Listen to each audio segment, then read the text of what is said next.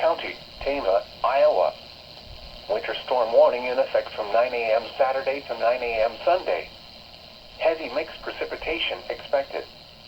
Total snow accumulations of 2 to 5 inches and ice accumulations of 1/10 to 2/10 of an inch. The areas affected include northeast Iowa.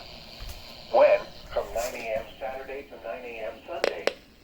The following impacts are expected. Plan on ice and snow-covered roads.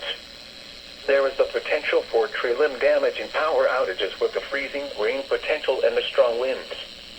If you must travel,